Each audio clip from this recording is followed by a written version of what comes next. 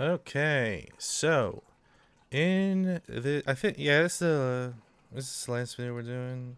Nah. Well, yeah, this is the last video.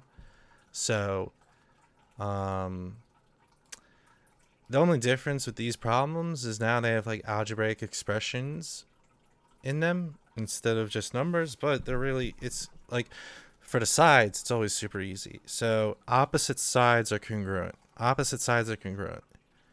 And if they're congruent, that means they're equal algebraically. So we have 9x minus 25 is equal to 5x plus 7. Not much going on there. So subtract 5x on both sides. Solve it like you would any other equation. 9x minus 5x is 4x minus 25 is equal to 7. I'm going to then add 25 on both sides.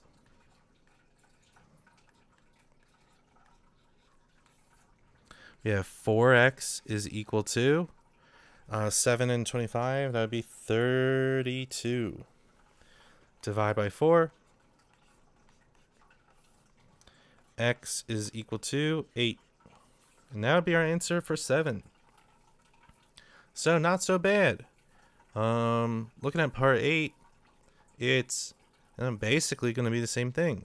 So 11x plus 1 equals 19x minus 31. So I'll start by subtracting 11x on both sides. I have 1 is equal to 19 minus 11 is 8. So we got 8x minus 31. Let's add 31 on both sides. Okay, so we got 32 is equal to 8x, which, dividing by 8, it's kind of like the last problem, I guess. X is equal to 4. But it does want us to find the measure of yz. Now, if wx and yz, they're the same measure. So, I'm just going to pick the easier expression. I mean, no, you know what? I'll use yz's expression. Whatever. So yz is equal to 19. We know x is 4 minus 31. So 19 times 4. Oh my gosh. All right. 19 times 4 is 76. And 76 minus 31 is 45. And we're using the fact that x is equal to 4 in that expression. So let me just mark that off, I guess. Anyway, all right, so that's that. Those two problems. Let's go over two more. Now with angle measures, it's a lot of the same deal. Opposite angles are the same. So these two angles are opposite to each other. So you have 6x minus 15 degrees is equal to 4x plus 11. Subtract 4x on both sides. We get 2x minus 15 equals 11. Add 15 on both sides. 2x is equal to 26. Divide by 2 on both sides. We have x is equal to 13. But it doesn't just want x is equal to 13. It wants the measure of angle B.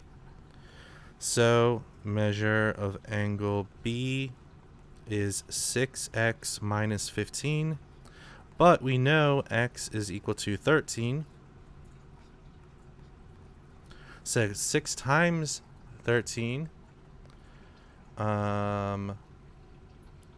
6 times 13 is equal to No, 6 times 13 minus 15. What am I doing? Oh, God. All right. So,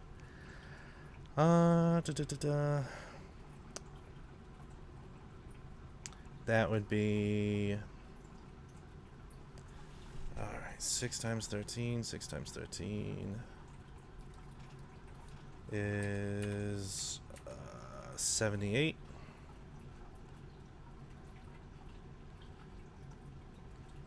Minus 15. 78 minus 78. 78 minus 15 is 63. Oh, what am I? Oh my gosh. That's not the measure of angle B. Hopefully you saw that, but I was using the measure of angle A. So, okay, a little bit more than I thought was going to be in this problem, but so that's the measure of angle A, 6x minus 15. Eventually, angle A is 63. But angle B and angle A are supplementary to each other. So the measure of angle B is 180 minus 63. That's all it is. And that's 117 degrees. Alright. Alright, I got bamboozled on that one, but wasn't so bad. 12. Okay, so the consecutive angles are supplementary, right? Just like how I found angle B, using the fact that they add up to 180. These two angles, P and Q, are supplementary. I mean, they're supplementary because they're consecutive. So what that means is 8x minus 12 plus 3x plus 5 is equal to 180, since these two angles are supplementary to each other. 8x and 3x is 11x. Negative 12 plus 5 is negative 7. It's equal to 180. Add 7 on both sides.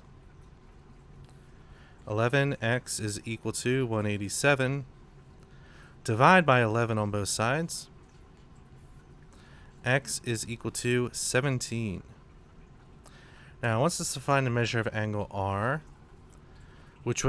angle R would have the same measure as angle P since they're opposite to each other.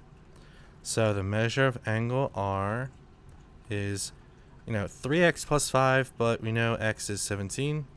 So 3 times 17 plus 5. And that is equal to 56 degrees.